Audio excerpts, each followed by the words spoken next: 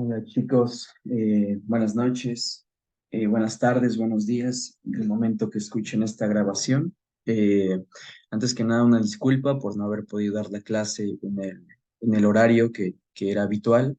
Me surgió una emergencia, digamos, personal, familiar, y pues se me ha complicado un poquito, incluso por eso hasta apenas estoy subiendo la clase. Entonces, una disculpa de antemano, pero bueno, comenzamos con el tema. Vamos a trabajar las generalidades del sistema cardiovascular, ¿no? ¿Por qué? Porque nosotros lo que buscamos entender es las adaptaciones que tiene este sistema cardiovascular al ejercicio, pero eso lo vamos a hacer una vez que conozcamos un poquito más a nuestro sistema cardiovascular. Entonces, dentro de las funciones del sistema cardiovascular, nosotros vamos a encontrar tres. En este caso es el transporte el transporte y entrega de varias gases, nutrientes, productos de desecho. También tenemos la parte de regulación homeostática y también una cuestión de protección, ¿no? Dentro de estas funciones. Dentro de la primera, que es el transporte y la entrega. En transporte y entrega, vamos a ver que se da el transporte y entrega de gases respiratorios. Nosotros sabemos que los tejidos, los músculos activos durante el ejercicio requieren de oxígeno y otros nutrientes, como se indica en esta línea de acá abajo, nutrientes y oxígeno.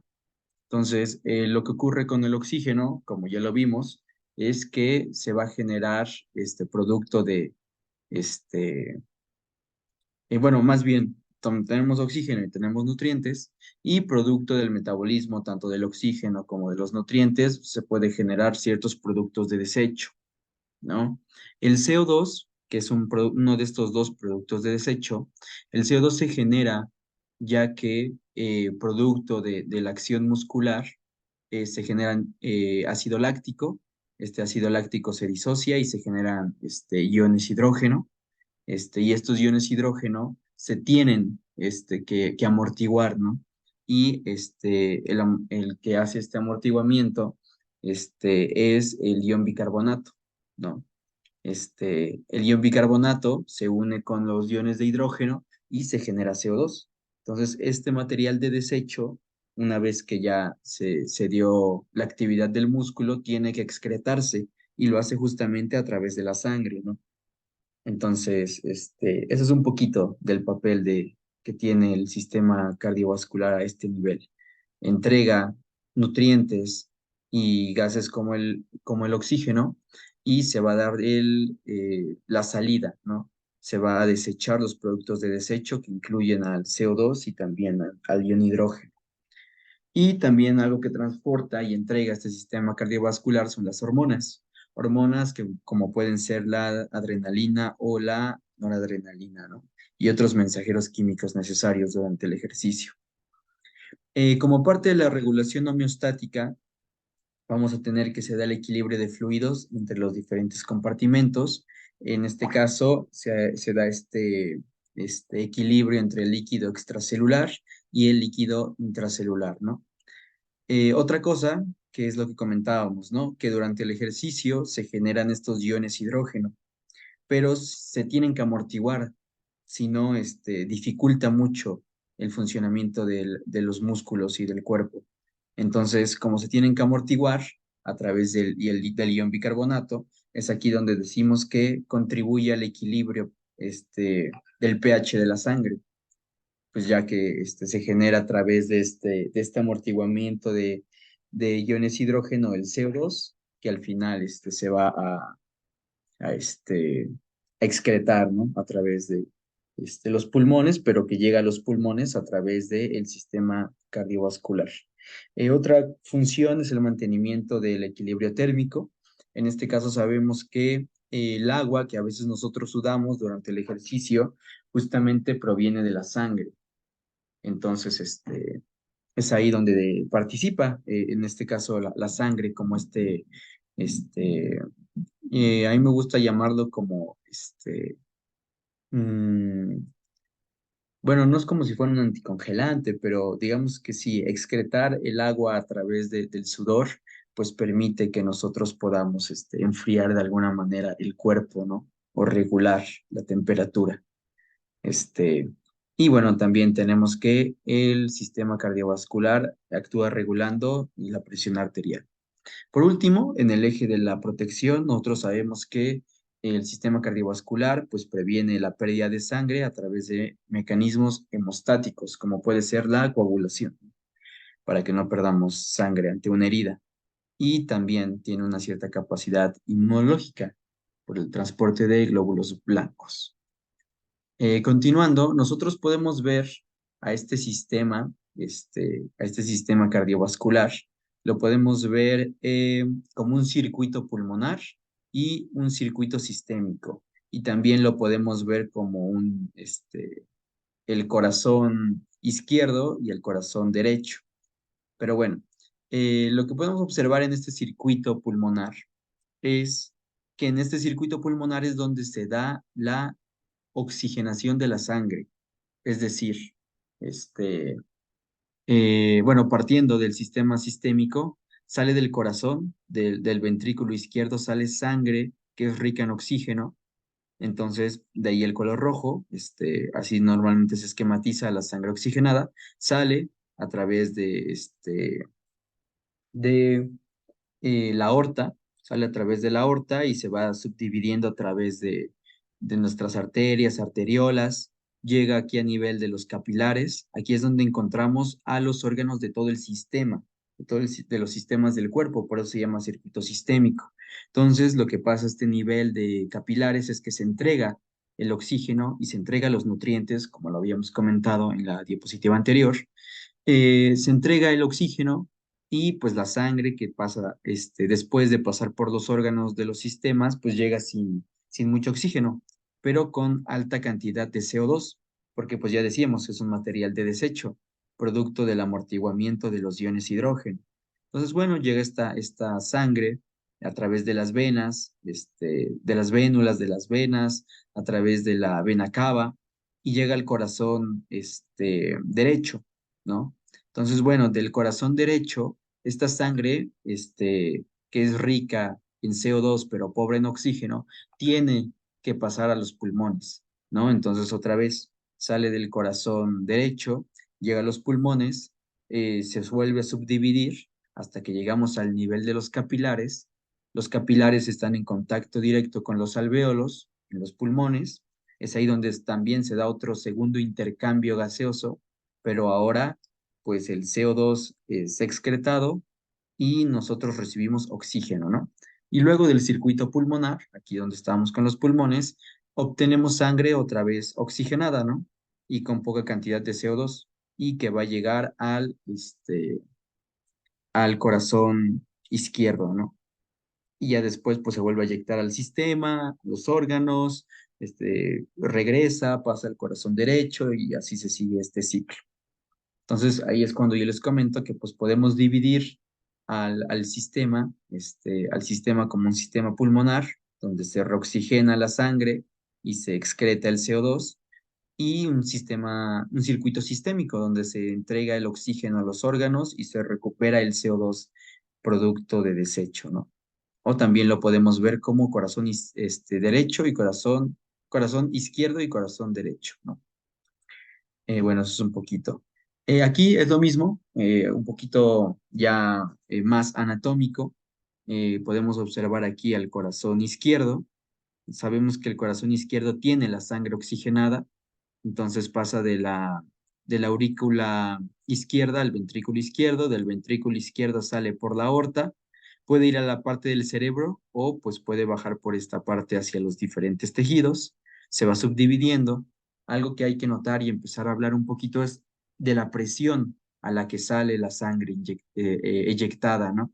Cuando sale eyectada a través de la aorta, pues sabemos que la presión puede estar entre 120 100 milímetros de mercurio. Y luego, conforme se va subdividiendo a través de estos diferentes vasos sanguíneos, estas aorta, arterias, arteriolas, ahí va perdiendo poco a poco presión, hasta que llega al nivel de capilares. Ya a nivel de capilares, casi la presión es de cero a 15 milímetros de mercurio. Y posteriormente, pues esta sangre que ya entrega todo su oxígeno a los órganos y recupera el CO2, pues a través de este sistema de venas, llega a través de la vena cava a la aurícula derecha, pasa al ventrículo derecho, esto a través de la válvula tricúspide, después pasa al ventrículo derecho y luego a través de la válvula pulmonar, pues ya se va al circuito pulmonar, ¿no? Va a los pulmones donde entrega el CO2 y recoge oxígeno, donde se da este intercambio gaseoso a nivel de capilares con alvéolos en el pulmón y pues se oxigena, ¿no? Y deja los productos de desecho y vuelve a través de esta válvula mitral, este, bueno, vuelve a la aurícula izquierda, vuelve a la aurícula izquierda y oxigenada, ya después pasa a través de esta válvula mitral al ventrículo izquierdo y luego a través de la válvula aórtica, pues se repite todo este ciclo. Es un poquito lo que vemos aquí. Hablando del corazón más en particular, el corazón también es un músculo, hay que recordar un poquito, es un músculo, aquí podemos ver a los cardiomiocitos, este, que son como estas tiras, ¿no? Rosas. Pero pese a lo que nosotros podemos pensar, todos estos cardiomiocitos están conectados a través de estas uniones gap, ¿no? Estas uniones gap son lo que permiten que la contracción de estos cardiomiocitos se dé al unísono, que la comunicación eléctrica del corazón sea tan rápida y que se puedan hacer estas contracciones en conjunto, bien organizadas, ¿no? Justamente este tipo de unión gap. En lo que vemos en esta imagen, pues es como la aorta, la arteria pulmonar. Ahorita vamos a ver un poquito con más detalle esto, ¿no? Y justamente, pues ya sabemos que estos impulsos eléctricos que se mueven a través de los cardiomiocitos, a través de las uniones gap, pues nosotros lo vamos a poder medir, estos impulsos eléctricos, después a través de un electrocardiograma, que es algo que vamos a ver un poquito más adelante en la clase. Bueno, la anatomía del corazón. Cuando estuvimos hablando en diapositivas pasadas respecto a cómo era el flujo de la sangre, pues ya lo nombrábamos un poco. Tenemos a la aurícula derecha, tenemos al ventrículo derecho, la sangre pasa la aurícula derecha al ventrículo derecho a través de esta válvula tricúspide, luego del ventrículo derecho, pues pasa toda esta parte pulmonar a través justamente de la válvula pulmonar, va al sistema pulmonar, ahí es donde se vuelve a abastecer de oxígeno, llega a la aurícula izquierda, de la aurícula izquierda pasa a través de esta válvula mitral al ventrículo izquierdo y del ventrículo izquierdo sale a través de la válvula aórtica hacia la aorta, la sangre oxigenada y de ahí a los tejidos y al cerebro, ¿no? Entonces, pues hay cuatro cámaras, que son dos aurículas, izquierda-derecha, dos ventrículos, igual, izquierdo y derecho, este, y aquí están un poquito de las válvulas de las que hemos nombrado, ¿no? Bueno, pues sabemos que también el propio corazón tiene que estar irrigado, o sea, también es un músculo, también es un tejido y pues también requiere de oxígeno y de nutrientes pues para su funcionamiento, ¿no? Entonces aquí lo que esquematizamos un poquito es el riego sanguíneo que tiene el corazón, ¿no? A veces se nos olvida, pero pues es bueno que recordar que tiene su propio sistema de irrigación, ¿no? Ahora, el corazón. El corazón sabemos que se contrae y esto se contrae por medio de impulsos eléctricos, ¿no? Entonces, ¿dónde nacen esos impulsos eléctricos? Habíamos visto, bueno, les había comentado que eh, no, si nosotros vemos un electrocardiograma, lo que vemos es voltaje en el eje vertical, en el eje de horizontal tenemos el tiempo. Entonces hay cambios de voltaje, ¿no? Hay una parte eléctrica con el corazón. Entonces, esta señal eléctrica comienza en el nodo sinusal. En el nodo sinusal hay células que son autoexcitables, es decir, ellas mismas generan los impulsos eléctricos y tienen una frecuencia de disparo, es decir, una frecuencia a la cual generan estos impulsos eléctricos. Me parece que en el caso del nodo sinusal es de 60 a 80, digamos, impulsos por minuto. Digamos que nos estaría generando la frecuencia cardíaca de 60 a 80 latidos por minuto. Y también el nodo auriculoventricular también tiene una frecuencia de disparo. En este caso es menor, ¿no? También hay células excitables, autoexcitables, pero que tienen una menor tasa de disparo. Me parece que disparan de 40 a 60 disparos por minuto. Obviamente, pues se ve eclipsado, ¿no? Se ve opacado el nodo auriculoventricular con respecto al nodo sinusal. Entonces, por eso se dice que el nodo sinusal es ahí donde está el marcapasos del corazón, ¿no? Y bueno, aquí se generan estas señales eléctricas, se distribuyen a las aurículas, luego pasa a través de el haz de His, este, pasa a través del haz de His y después a través de todas las fibras de Purkinje que están irrigando, bueno, no irrigando, sí, están como abarcando toda la región de los ventrículos, es donde ya se entrega, bueno, por donde pasa este impulso eléctrico, ¿no? Entonces, pues podemos ver que se genera en el nodo sinusal, pasa a través del nodo oroventricular, pasa a través del haz de His y después se distribuye este impulso eléctrico por las fibras de Purkinje. En este caso, pues sabemos que es algo que comentamos atrás, que es justo gracias a las uniones gap que este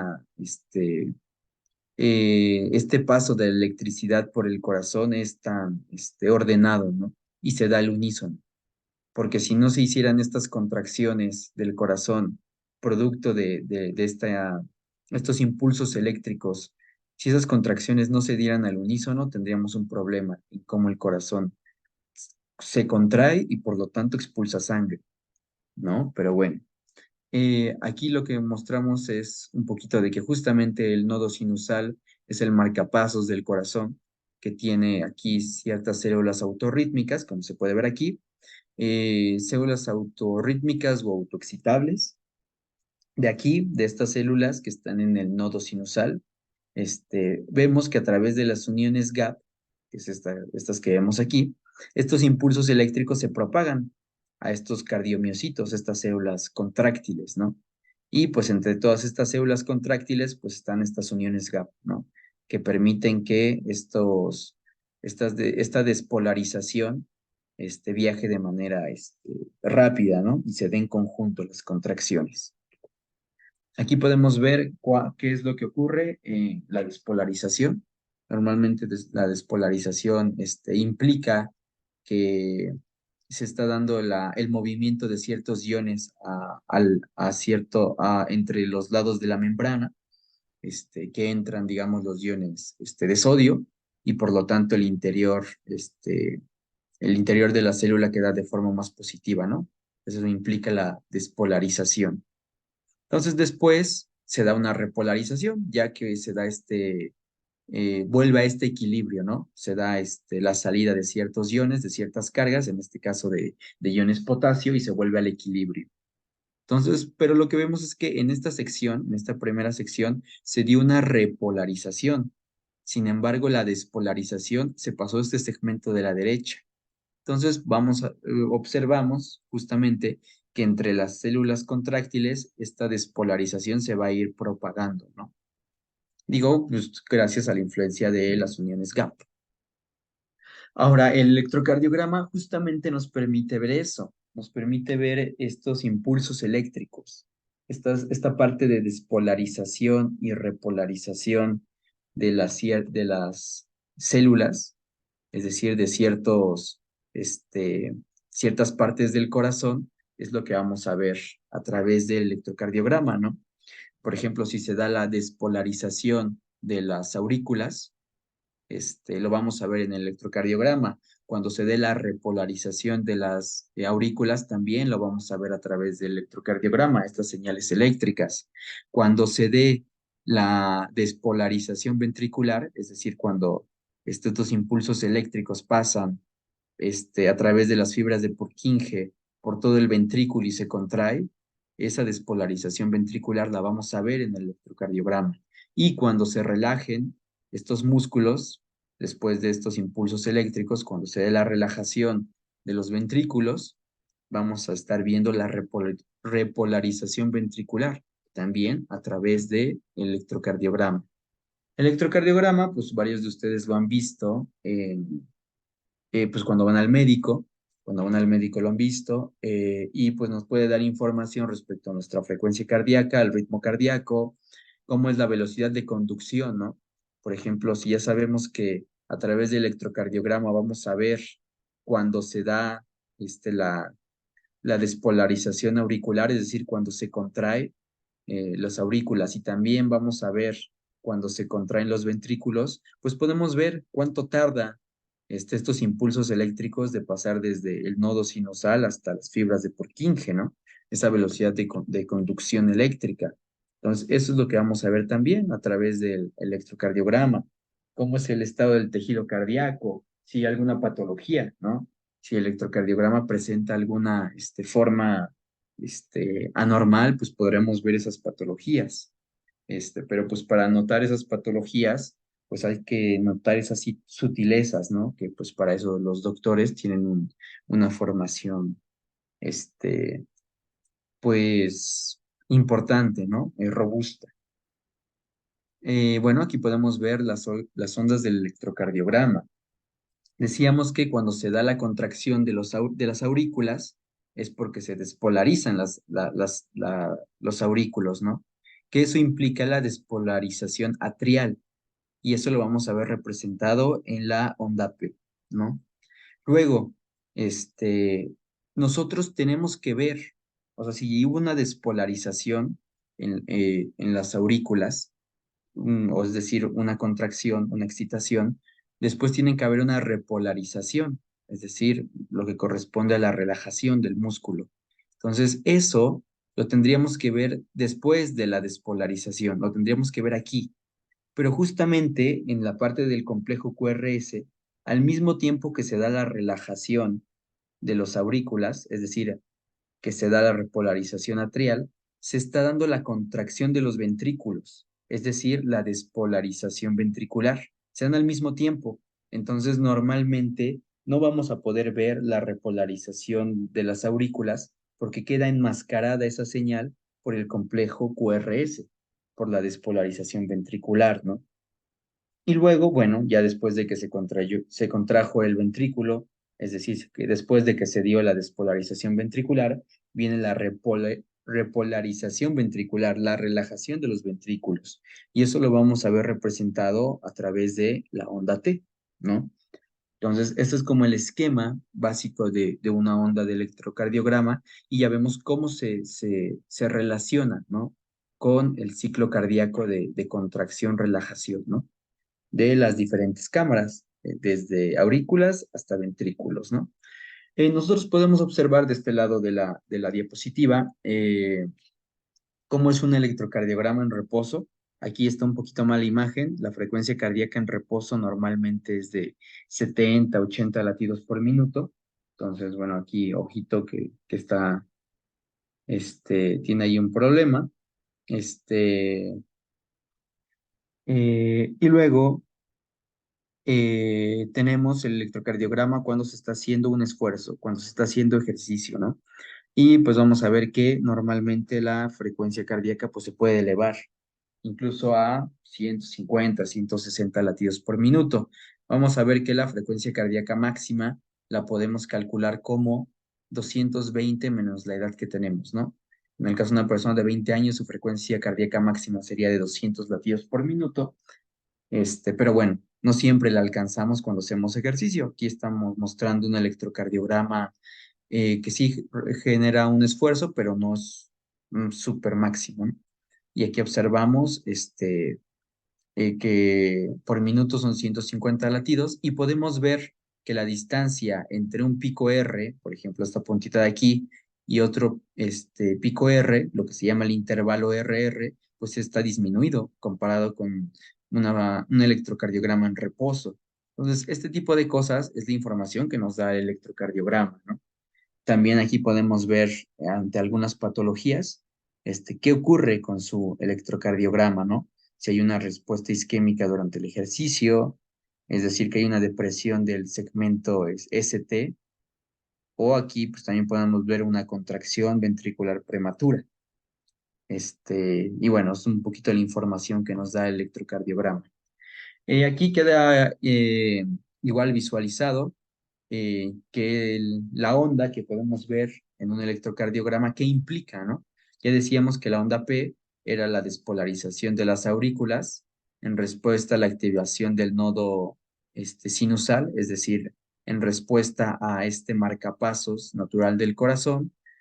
Podemos ver que el intervalo P y R es un retraso desde el nodo, del nodo auriculoventricular para permitir el llenado de los ventrículos.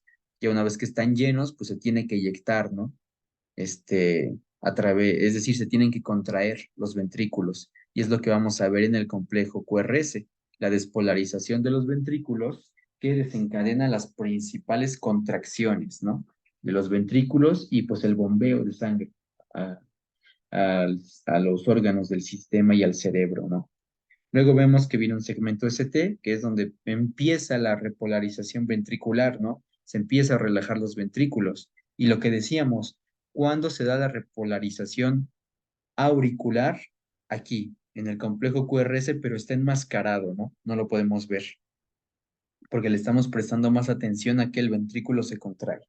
Y bueno, al final la onda T es la parte de la relajación ventricular, ¿no? La repolarización ventricular. Este, bueno, aquí lo que observamos es justamente eso, cuando se está dando la parte de la despolarización auricular, es decir, se da la contracción de las aurículas, pasa la sangre a los ventrículos, tanto derecho como izquierdo, y luego pues se da después, como parte del complejo QRS, podemos ver que se da la despolarización ventricular, es decir, se contraen los ventrículos y la sangre sale eyectada a través de la válvula pulmonar y de la válvula aórtica, ¿no? El corazón derecho y el corazón izquierdo. Corazón con sangre desoxigenada y el corazón izquierdo con la sangre oxigenada, ¿no? Entonces, pues bueno, ya sabemos, ya lo platicamos, el sistema circulatorio lo podemos dividir en circulación pulmonar, es decir, la sangre que pasa desde el ventrículo derecho, es decir, desde aquí, desde el ventrículo derecho, a través de los pulmones, bueno, pues llega a los pulmones y luego regresa a la aurícula izquierda, ¿no? Ya llega la sangre oxigenada, ya pasó por el sistema pulmonar, la circulación pulmonar. Ese es el corazón derecho. Y el corazón izquierdo, vamos a ver que hay un transporte de sangre desde el ventrículo izquierdo, es decir, desde aquí, desde el ventrículo izquierdo, va a todo el sistema y regresa a la aurícula derecha, ¿no? Llega hasta la aurícula derecha. Y eso comprende la circulación sistémica y lo que se conoce como el corazón izquierdo.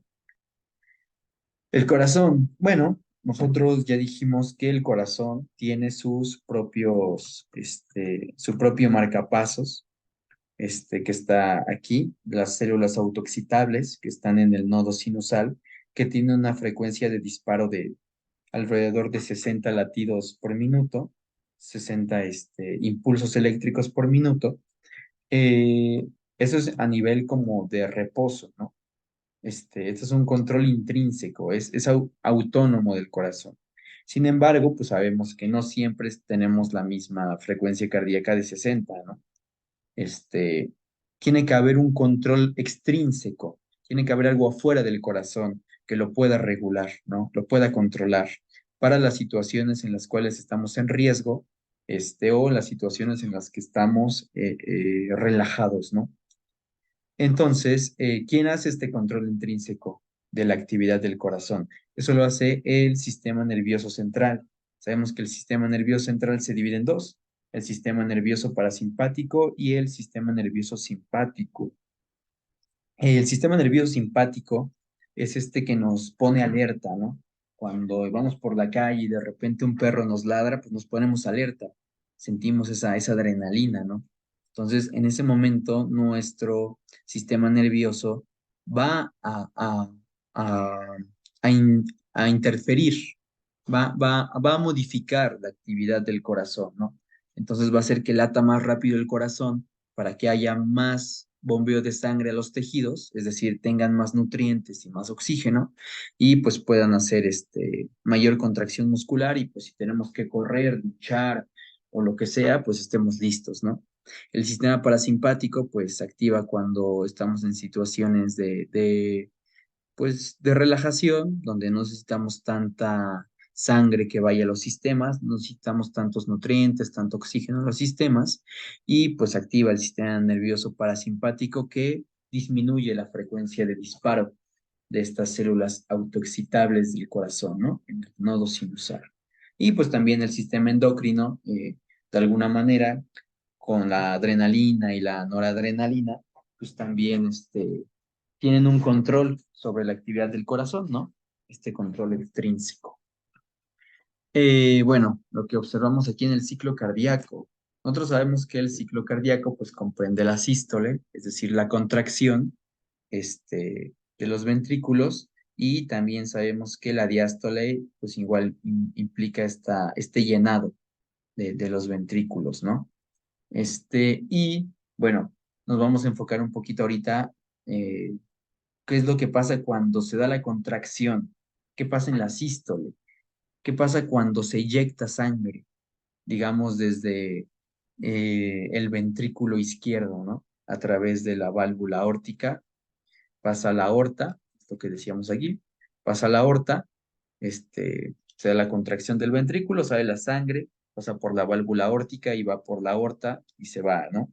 Este, Eso es lo que vemos con el volumen sistólico. El volumen sistólico es la cantidad de sangre que se eyecta desde el ventrículo izquierdo en cada contracción, ¿no? ¿Cuánta sangre se eyecta por latido, ¿no? Eso es lo que es el volumen sistólico. Entonces, si yo ya sé cuánta sangre saca mi corazón durante la sístole, durante, una contracción, durante un latido, y yo también sé mi frecuencia cardíaca, que es cuántas veces por minuto yo, cuántos latidos por minuto realizo o se realizan, pues yo puedo hacer una multiplicación. Yo puedo hacer una multiplicación entre el volumen sistólico, la cantidad de sangre que sale del corazón por latido, multiplico por cuántos latidos realizo por minuto y tengo el gasto cardíaco. El gasto cardíaco es la cantidad de sangre que se eyecta del corazón hacia los tejidos por minuto, ¿no? Entonces el gasto cardíaco pues es este, pues el producto del volumen sistólico y la frecuencia cardíaca. Entonces, justamente este gasto cardíaco, en reposo, para una persona promedio es de 5 litros. ¿Por qué? Porque normalmente el volumen sistólico para una persona en reposo es de 70 mililitros de sangre por latido, ¿no? Y el corazón de una persona en reposo en promedio late 70 veces también por minuto. Entonces, 70 por 70 nos da 4.900 mililitros por minuto, es decir, que el gasto cardíaco en reposo es de 4,9 litros por minuto. Se inyectan por minuto casi 5 litros de sangre desde el corazón, ¿no? Bueno, ahora lo que podemos ver a través de este diagrama de Wiggers es justamente estos ciclos de diástole y sístole, ¿no? Llenado de las cámaras y durante la sístole eyección, ¿no? Eyección de sangre, la contracción de estas cámaras. Entonces nosotros lo podemos ver a través de un fonocardiograma. Nosotros vamos a ver sonidos del corazón, referente a la apertura de las válvulas, ¿no? Y también pues podemos verlo a nivel de electrocardiograma, es decir, sabemos que aquí está el complejo QRS, donde se da la contracción de los ventrículos, entonces aquí es donde tenemos parte de la sístole, ¿no? Y ya en la parte en la que se llenan estas cámaras, pues tenemos la parte de repolarización ventricular, ¿no? Entonces, ahí coincide un poquito. El volumen ventricular, ¿cómo es el volumen de sangre en el ventrículo durante la sístole y la diástole? Aquí tenemos que el volumen este, antes de empezar la sístole es de 130. La sístole es la eyección de sangre desde el ventrículo, es decir, se vacía el ventrículo, la sangre sale del ventrículo y por eso vemos una disminución, no una disminución en el volumen este, ventricular. Luego, durante la fase de diástole, pues sabemos que es el llenado de estos ventrículos, ¿no? Entonces vemos cómo el volumen ventricular pues va aumentando hasta que otra vez sale del corazón, escapa del ventrículo y pues el volumen ventricular disminuye, ¿no? Entonces, bueno, aquí podemos ver, ¿no? ¿Cuánta sangre había en el ventrículo antes de la sístole y después de la sístole? Es decir, tú sabes que antes de que saliera sangre del corazón había 130 mililitros de sangre en el ventrículo y después de que se sacó sangre y se expulsó, te quedan 50 mililitros de sangre en el ventrículo. Entonces es fácil ver cuánta sangre salió, ¿no? 130 mililitros menos 50 mililitros. Entonces ya sabes que tu volumen sistólico es 80 mililitros, ¿no? Eso lo es una fórmula que es la fórmula del volumen sistólico, la vamos a ver un poquito más adelante, ¿no? Pero sí, sí era importante que lo viéramos a este nivel. Y también podemos ver a través del diagrama de Wiggers cómo es el cambio de las presiones, ¿no? Por ejemplo, la presión aórtica. Nosotros sabemos normalmente que la presión que nos miden, la presión media, incluso arterial media, normalmente va de 80 a 120, ¿no?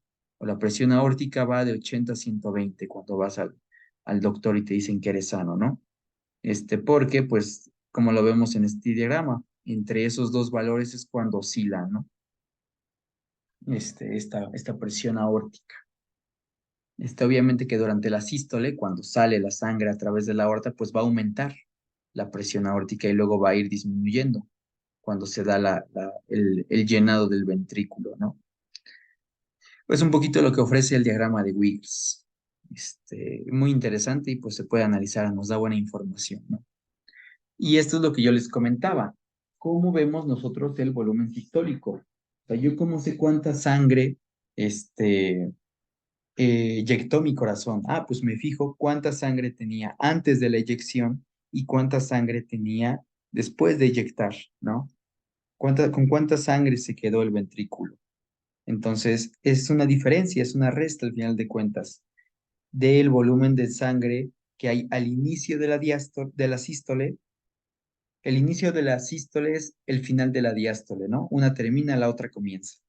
Entonces, este BDF, que es el volumen diastólico final, corresponde a cuánta sangre hay después de la diástole, cuánta sangre hay al inicio de la sístole, cuánta sangre hay en el ventrículo antes de que salga, ¿no?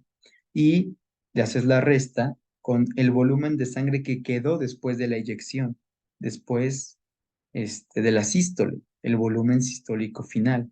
Entonces, haciendo estas restas, como tenemos la cantidad de sangre que se eyecta por latido, el volumen sistólico. También se puede calcular la fracción de eyección, ¿no? Que no es otra cosa que la fracción entre el volumen sistólico, es decir, cuánta sangre salió, dividido por cuánta sangre había antes de que se expulsara sangre, ¿no? Después del llenado de los ventrículos, que es el volumen diastólico final, ¿no? Y pues ya sabemos que el gasto cardíaco, pues justamente es eso. Cuánta sangre yo expulso por latido multiplicado por cuántos latidos tengo por minuto, ¿no? Y por eso las unidades del gasto cardíaco es litros o mililitros por minuto. La circulación, también ya sabíamos que hay una circulación mayor, que es la sistémica, y una circulación menor, que es la pulmonar, ¿no? Sí, lo habíamos hablado al inicio. Normalmente, eh, la circulación se adapta según las demandas, ¿no? Por ejemplo, el músculo esquelético durante el reposo va a requerir 15% de esta sangre que se le entrega a todos los tejidos, ¿no? Por minuto, es decir, Gasto cardíaco, el 15% va para el músculo esquelético en reposo, pero pues conforme cambien las demandas, digamos durante una sesión de ejercicio, pues sabemos que los tejidos, el músculo esquelético va a consumir hasta el 80% del gasto cardíaco, ¿no? Se adapta, se adapta, se adapta. Bueno, esto es un poquito de las características generales de los vasos sanguíneos. Normalmente sabemos que las arterias, eh, bueno, que la aorta, en este caso que vemos aquí, la aorta, las arterias, arteriolas terminales, digamos que comparadas con las venas, estas arteriolas soportan más presión. La sangre sale a presión desde el ventrículo izquierdo, ¿no? Entonces, de alguna manera son más gruesas para soportar esa presión. Ya después de que pasas a los capilares y se da el intercambio gaseoso, ya no hay tanta presión, ¿no? Es más volumen de sangre. Y pues también notamos que hay un menor grueso, un menor grosor de las venas, ¿no? Aquí incluso se dice que pues la parte de las arterias pues son reservorios de presión y que las venas son reservorios de volumen de sangre, ¿no? No hay mucha presión, pero pues hay mucho volumen. Y pues es un poquito de lo que podemos ver aquí en sus características generales. Continuamos con, ahora sí que una disculpa si ya se están cansando, pero bueno, hay que terminar esta diapositiva. Tampoco quiero quitarles como mucho de su tiempo. Este, También sé que es pesado ver clases grabadas, así que pues intento ir como directo al grano, ¿no? Entonces, ¿qué sabemos de esta red de tuberías? Es decir, de estas capilares, de estas arterias, de estas venas. ¿Qué sabemos de este sistema? ¿Qué sabemos de este sistema circulatorio, de estos vasos sanguíneos? Bueno, como lo comentábamos, ¿no? Que las arterias pues trabajan a elevadas presiones, pues por la presión con la que sale del corazón. Las arteriolas pues son pequeñas con una gran pared muscular y son un sistema de control, ¿no? Los capilares ya es donde vamos a ver que ya la presión es casi cero, de 0 a 15 milímetros de mercurio, y aquí es donde se da el intercambio de nutrientes, ¿no? Ya sea entre los tejidos y los capilares, o entre los capilares y los alvéolos a nivel pulmonar, ¿no? Y pues como hay un intercambio de nutrientes y de gases, pues los capilares tienen varios poros. Después ya se da este intercambio de nutrientes, ya se recopila los productos de desecho y pues a través de las vénulas es donde pasa la sangre de los capilares, ¿no? Reciben sangre de los capilares. Y pues las venas son conductos de transporte de sangre de los tejidos hacia el corazón, ¿no? Y aquí es donde decimos que son reservorios importantes de sangre, reservorios de volumen de sangre, mientras que las arterias son reservorios de presión, ¿no? Este, la presión arterial, normalmente esta presión arterial, eh, la podemos expresar como el producto entre el gasto cardíaco y las resistencias periféricas, ¿no? También esta presión arterial o esta presión aórtica, que es justo lo que veíamos aquí, este, la presión aórtica o esta presión arterial, este, oscila en estos valores normales de 120-80 milímetros de mercurio, ¿no? Y normalmente, pues también se puede calcular con interés médico la presión arterial media, que pese a la palabra media, no es un promedio entre estos dos, sino que la presión arterial media es igual a la presión arterial diastólica. En este caso hay una T, pero es de tensión, ¿no? Tensión, presión, aquí los vamos a usar como sinónimos.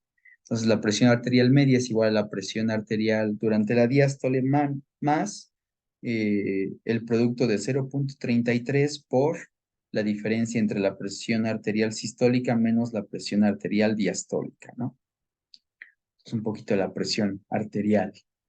Y aquí justamente vamos a ver esto, cómo es que la presión va variando, ¿no?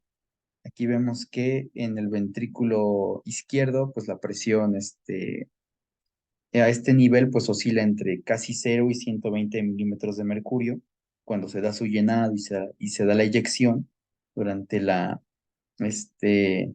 sístole y diástole, ¿no? Diástole y sístole, diástole y sístole, diástole y sístole. Luego pues ya vamos a ver que a nivel de las arterias pues también ya hay se sigue alternando, ¿no? Entre 120 y 80 esta presión arterial, arterial, ¿no? Y pues vamos a ver estos ciclos, ¿no? Se alcanza a ver este ciclo de diástole, sístole, ¿no? Pero lo importante es ver que conforme pasan desde las arterias a las arteriolas, ya hay una disminución de la presión arterial, ¿no? De la presión arterial media. Va disminuyendo. Y pues obviamente, pues se da esta caída de presión hasta que a nivel de las venas ya casi no tenemos presión, ¿no? Lo que hay es volumen sanguíneo, pero aquí ya casi no hay presión sanguínea.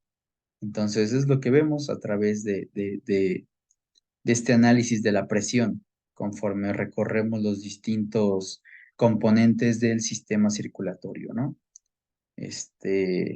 ¿Y cuál es la función del miocardio? Pues aportar energía a la sangre, ¿no? Es decir, el trabajo, a través del trabajo. La frecuencia cardíaca, ¿no? También ya lo comentamos un poquito. La frecuencia cardíaca es los latidos por minuto que, que se dan en el corazón a través de estas células autoexcitables o células marcapasos del nodo sinusal. En reposo va de 60 a 80 latidos por minuto. Una de las adaptaciones al ejercicio es la bradicardia, es decir, como el corazón ante el ejercicio se vuelve más capaz de inyectar mayor cantidad de sangre para abastecer al cuerpo de la misma cantidad de sangre, necesitas menos latidos. O si cada vez, con cada latido das más, pues tienes menos necesidad de tener latidos, ¿no? Para cumplir la misma cantidad de sangre que necesita el cuerpo. Entonces, esa disminución de la frecuencia cardíaca en reposo, pues se llama bradicardia, ¿no? Y pues la taquicardia, pues es el aumento de esta frecuencia cardíaca, que normalmente pues ocurre en cada sesión de ejercicio, ¿no? Tenemos que aumentar la frecuencia cardíaca porque en una sesión de ejercicio aumenta la demanda de nutrientes y oxígeno y pues la sangre tiene que fluir y entregar esa sangre y ese oxígeno, ¿no? Hablábamos de la frecuencia cardíaca máxima, ¿no? Que se puede estimar a través de pruebas de esfuerzo. Llega un punto en una prueba de esfuerzo que es cuando te ponen a correr en una banda o en una bicicleta, van aumentando la carga de trabajo hasta que llega un punto en el que ya no puedes, y eso se puede ver, nos ayuda a identificar la frecuencia cardíaca máxima, ¿no? Que de forma teórica también se puede calcular con una de estas fórmulas, que es muy sencilla, de 220 menos la edad, ¿no? Es imprecisa y sujeta a mucha variación, pero es fácil de recordar, ¿no?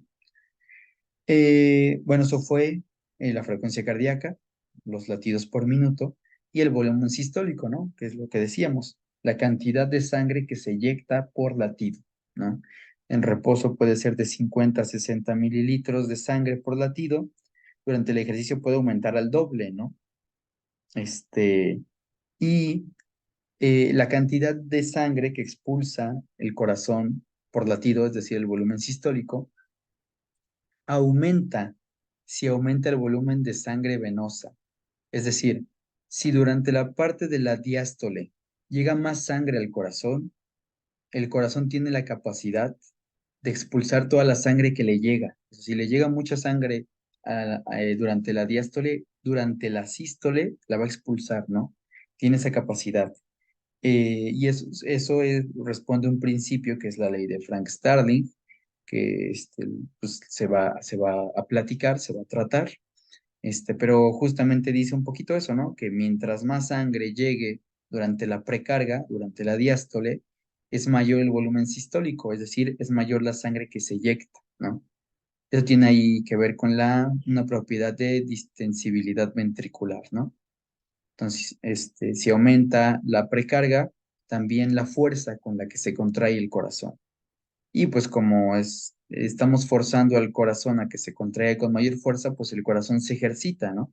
El corazón se ejercita, aumenta su capacidad para inyectar sangre y por lo tanto eyecta más sangre, se vuelve más eficaz eyectando sangre, entonces necesita menos latidos para entregar sangre, la misma cantidad de sangre, ¿no?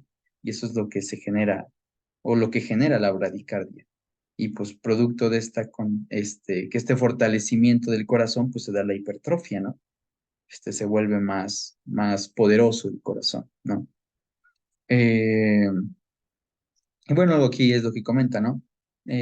Durante el ejercicio, el gasto cardíaco aumenta para satisfacer la necesidad de oxígeno por parte de los músculos, ¿no? Entonces, bueno, ¿cómo aumenta el gasto cardíaco? Pues puede aumentar, ya sea aumentándose el volumen sistólico o la frecuencia cardíaca. ¿Cómo aumento la cantidad de sangre que eyecta mi corazón por minuto?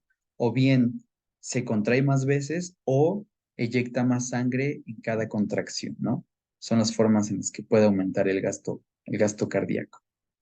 Eh, y bueno, pues, ¿cuándo es que aumenta el volumen sistólico? Este, para, bueno, nosotros decimos que necesitamos una mayor cantidad de sangre, ¿no? Durante el gasto, tiene que aumentar el gasto cardíaco porque necesita más oxígeno a los músculos. Entonces, me parece que es durante una carga de esfuerzo del 40 al 60% del VO2 max, donde el volumen sistólico es el encargado de aumentar ese gasto cardíaco. O sea, necesitamos más, como cada vez vamos a ir necesitando más sangre hacia los tejidos, hay de dos, o aumentamos la cantidad de sangre por latido, es decir, o aumentamos el volumen sistólico, o cada vez se contrae más el corazón, aumenta la frecuencia cardíaca. ¿Qué ocurre primero? Esto es lo que nos responde esta diapositiva. Para cargas de trabajo del 40 al 60%, lo que aumenta es la cantidad de sangre que se eyecta por latido, lo que aumenta es el volumen sistólico. Ya llega un punto después del 60% del VO2 max, a intensidades mayores, ya no te basta solo con volumen sistólico, ya lo que tiene que aumentar después es la frecuencia cardíaca, ¿no? Es lo que nos quiere explicar esta diapositiva. Entonces, bueno, esto es un poquito de las generalidades el sistema, este, del sistema cardiovascular, sí, pues del sistema cardiovascular. Si tienen alguna duda, sé que me fui un poquito rápido, creo que sí se cubrió lo necesario, lo primordial, pero si tienen alguna duda, pues la podemos ver la siguiente sesión. Entonces, pues sin problemas, ¿no? Esto ahorita se los voy a subir a las clases y pues igual cualquier duda a través del Telegram me pueden mandar un mensaje, ¿vale? Que tengan buenos días, buenas tardes o buenas noches. Y pues nada, gracias por su comprensión.